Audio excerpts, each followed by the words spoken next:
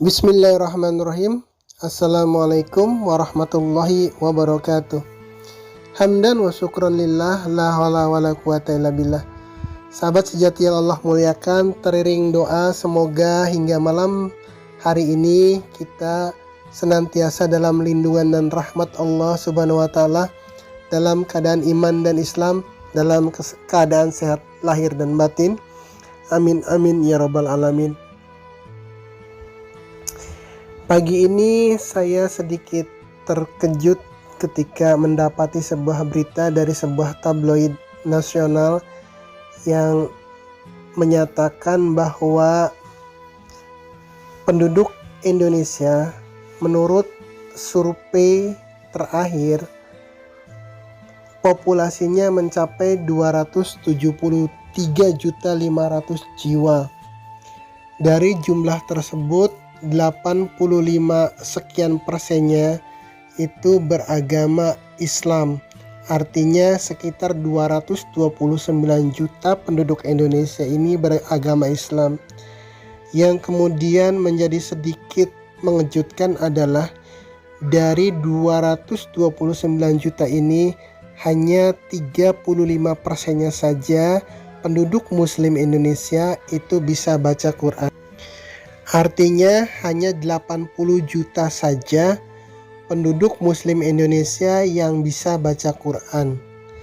Ini sebuah ironi, boleh dikatakan demikian, karena hingga saat ini kita secara populasi masih menempati ranking tertinggi sebagai negara dengan populasi penduduk Muslim terbesar di dunia, disusul kemudian India. Tapi di tengah-tengah besarnya populasi itu ternyata terdapat sebuah PR besar bagi bangsa ini, khususnya bagi umat Islam Indonesia, karena ternyata 65% pemeluknya tidak bisa baca Al-Quran. Kita mungkin sering mendengar para ajengan, para kiai, para ustadz menyampaikan bahwa Al-Quran merupakan hudan, merupakan petunjuk bagi orang Islam.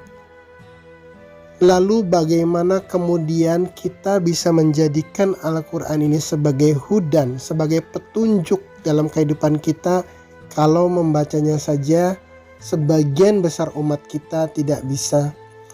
Kemudian Al-Quran juga disifati sebagai Al-Furqan, kitab yang membedakan mana yang salah, mana yang benar, sehingga dengan itulah kemudian kita bisa memilah dan memilih mana yang harus kita jalani, mana yang harus kita tinggalkan. Lagi, bagaimana mungkin kemudian kita bisa menjadikan Al-Quran ini sebagai pembeda kalau kemudian sebagian besar umat ini belum bisa baca Al-Quran. Kemudian Al-Quran juga disifati sebagai asyifa, sebagai obat bagi segala penyakit yang ada di dalam dada. Dan kembali pertanyaannya adalah bagaimana kemudian Al-Quran ini menjadi wasilah pengobatan bagi penyakit yang ada di dalam dada kita kalau kita tidak bisa membacanya. Kemudian Al-Quran juga disifati dengan cahaya an-nur yang akan menerangi jalan kehidupan kita. Dan kembali, bagaimana kemudian Al-Quran ini bisa menjadi lentera atau bahkan bisa menjadi senter yang menerangi jalan kita kalau kita tidak bisa membacanya. Ini sebuah PR besar yang harus kita urai, dan tanggung jawab ini tidak hanya sebatas pada kiai, pada ustadz, pada ajengan, tapi semua kita yang diberi amanah sedikit pengetahuan tentang Al-Quran yang harus kemudian bagaimana menularkan, menduplikasi amanah Al-Quran tersebut kepada orang-orang terdekat kita. Kalau kita baru bisa baca basmalah, yaitu saja yang dulu yang kita sampaikan kepada mereka yang sama sekali belum mengenal Al-Quran atau belum bisa baca Al-Quran. Kalau kita bisa baca Fatihah, itu pun mari kita sampaikan kepada yang harusnya memang menerima, karena mereka yang saat ini belum bisa baca Al-Quran adalah saudara kita.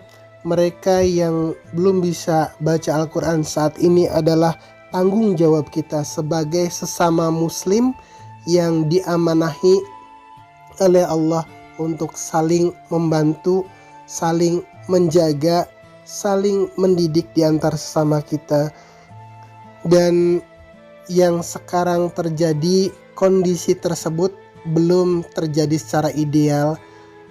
Benar bahwa saat ini semakin banyak para tahfiz di negara kita, mulai dari kalangan anak-anak sampai remaja, dan banyak sekali pondok-pondok tahfiz, rumah-rumah tahfiz yang menghasilkan para tahfiz Al-Quran. Alhamdulillah, itu sebuah kabar yang sangat menggembirakan.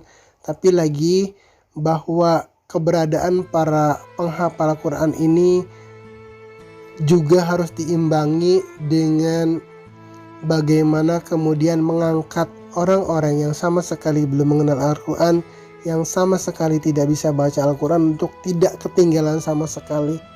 Dan ini mengingatkan saya pada sebuah statement yang pernah disampaikan oleh salah seorang yang cukup berpengaruh di Eropa ketika itu, tahun 1803 kalau tidak salah. Dia menyatakan bahwa Islam tidak mungkin diperangi kalau di dada pemuda muslim itu ada Al-Quran. Ketika itu dia berpidato di depan parlemen dan menyatakan, kalau kalian ingin menguasai Islam, cukup cabut Al-Quran dari dada pemuda muslim. Kalian tidak perlu menaklukkan Islam dengan senjata, cukup cabut Al-Quran dari dada muslim. Ini yang kemudian menjadi alarm, menjadi indikasi, menjadi sebuah warning bagi kita. Jangan-jangan apa yang diucapkan sekian ratus tahun yang lalu itu sekarang sudah menjadi kenyataan, dengan makin banyaknya umat Islam yang jauh dari Al-Quran, yang bahkan untuk membacanya pun tidak bisa. Jadi sementara ini kita masih hanya sekedar berbangga diri bahwa Islam, kita umat Islam adalah pewaris yang sah atas mukjizat terbesar bagi Nabi Muhammad ini.